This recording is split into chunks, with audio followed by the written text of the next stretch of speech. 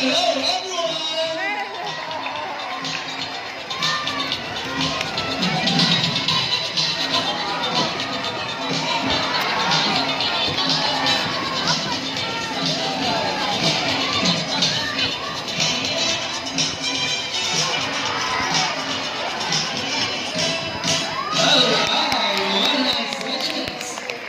Good morning to everyone and welcome to Aquila. By the way, my name is Esther and I would like to meet my friends to video with trainers one at a time.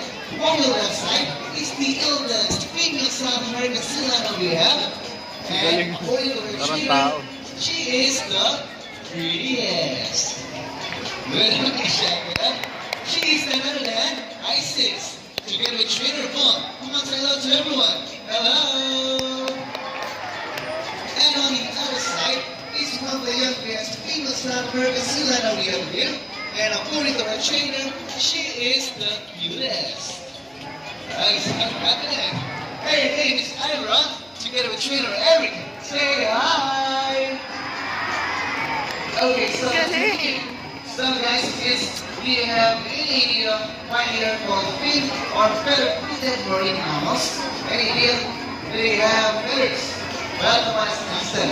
Hey, ladies, do you have one? Well, the answer is no. It's actually because of their front flippers, which are shaped like a bird's wing. See that? The third pinnipeds may also be translated as wing-footed, since their flippers will look somewhat like wings. In fact, they aim to be flying underwater as they swim from place to place.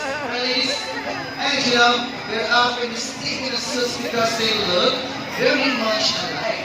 But some differences between a seal and a sea lion is the fact that they have bigger front flippers. And they can also further than flippers, something seals cannot do. As a result, they can walk upright while on land. And that's a fun demonstration of a round of applause for our sea lion friends. And you know what? They also have this long and a flexible neck. How flexible is, well, check that out. So flexible, right? How about that round of applause for Isis and Ira? As you can see, their body is covered with a thick coating of short wool's hair, and their whiskers help the sea lion sense of touch. It contains nerve fibers, which makes them sensitive. Ooh, nice one. They also use their whiskers in aid navigation or to detect vibrations from rain or water. And their small external ears give them a boost both above and below the water surface. Sea lions, like any marine animals, can see well both above and under the water.